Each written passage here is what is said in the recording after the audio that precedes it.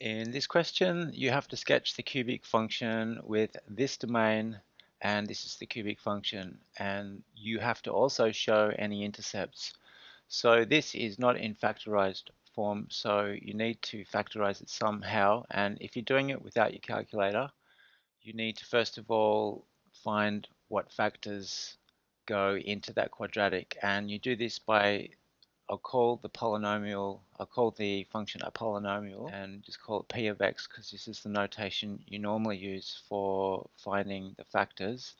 And I'm going to use the factor theorem to do that.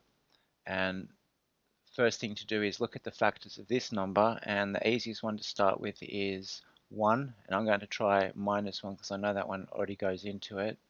So that becomes 3 minus 1 cubed minus 5 times minus 1 squared minus 4 times minus 1 plus 4.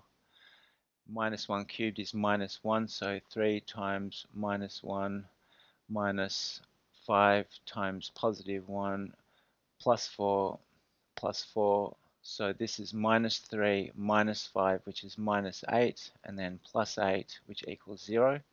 So therefore, you can say that x plus 1 is a factor. So now I'm going to show you a way of finding the quadratic function without doing long division, and it's a much quicker way, and it's pretty straightforward, and this is how you do it. So first of all, you let that equal, and then the x plus 1, and then you're going to multiply it by some quadratic, and when you multiply these two brackets out, you'll get that. So x times what equals 3x cubed, and the answer to that is 3x squared. And then 1 times what number equals 4, and that would be 4 plus 4. And then this term in the middle is unknown, but it's going to be an x term, and I'm going to call it ax. And then now I'm going to multiply those two brackets out. So that times that equals 3x cubed. That times that equals 3x squared. That times that equals ax squared. Then that times that equals ax. And then that times that 4 gives you 4x. And then last of all, this one times by that 4 gives you 4. And then, and be really tiny writing here. And then common factor here of x squared, and then 3 plus a, and then a common factor here of x, a plus 4, and then plus 4. So what you can then say is, because you now have this cubic function with some an unknown coefficient of x squared, and you've got the same, it's equal to this cubic function, this coefficient of x squared must be equal to that coefficient of x squared here. So you can say 3 plus a equals minus 5. So 3 plus a equals minus 5. And from there, minusing 3 from both sides, you get minus 5 minus 3, and a equals minus 8. And if you'd chosen this one, the coefficient of x here, a plus 4, must also equal the coefficient of x here, which is minus 4. And you'll end up with the same value of minus 8 for a. If you don't get the right number, or the same value of a when you do those two brackets, and I'll just actually do that step for you. So a plus 4 equals minus 4, and then minusing 4 from both sides, you get a equals minus 8. Now, if you've got two different numbers here, it would mean you've done something wrong somewhere. And so therefore, this, the p of x, and I'll call it f of x actually. So f of x now is equal to x plus 1 bracket, and then 3x squared plus ax. A is minus 8, so minus 8x, and then plus 4. And then that is x plus 1, and then this can be factorized into two brackets. 3x times x, and then 2 times 2 equals 4. And because that's a plus and that's a minus, the only way this will work is if they're both minuses, and just checking. That gives you 3x squared. That gives you minus 6x. Minus 2x is minus 8x, and then plus 4.